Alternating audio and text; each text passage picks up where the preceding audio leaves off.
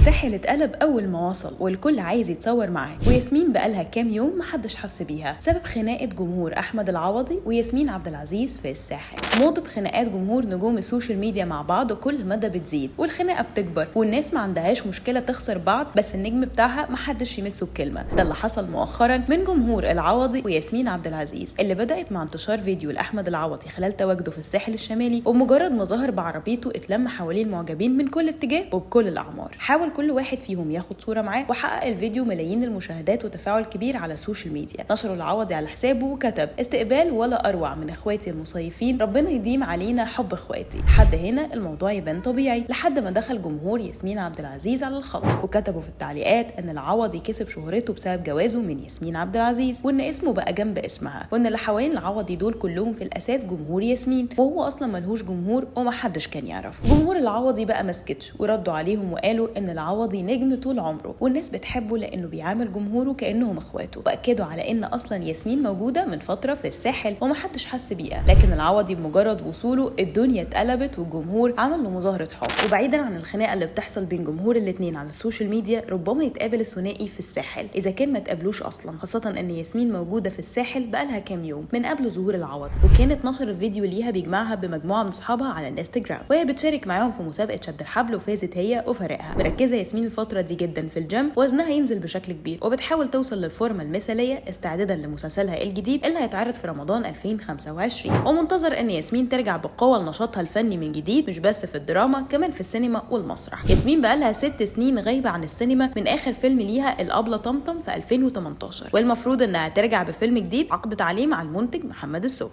وبيكتبوا خالد جلال اللي تعاونت معاه في معظم افلامها، ومن المقرر التعاقد مع مخرج الابطال المرشحين خلال الاسابيع اللي جايه. اما العوضي فالمفروض انه نازل بمسلسل جديد في دراما رمضان 2025، وكشف كل التفاصيل في لايف على صفحته، وقال ان هيكون شعبي صعيدي. وكان عامل العوضي كعادته مسابقه لتوقع نوع المسلسل، وفي لايف اعلن الاسم عن الفائز، وقال الناس اللي اختارت خيال علمي اختارته ازاي، انا هعمل خيال علمي يا جماعه، المسلسل شعبي على صعيدي. وتوقع نجاح مسلسله انه هيكسر الدنيا وقت عرضه. كمل وقال: مسلسل طرش باذن الله يا رب، انسى حق عرب والكلام الفاضي ده، والسنه الجايه باذن الله قهاوي مصر هتتدغدغ اكتر من عرب السويركي. اخر اعمال احمد العوضي في الدراما كان مسلسل حق عرب، واللي حقق نجاح كبير جدا خلال شهر رمضان اللي فات، وكان من اخراج اسماعيل فاروق وانتاج شركه سينرجي. كمان كان بيتعرض له في العيد فيلم الاسكندراني من اخراج خالد يوسف.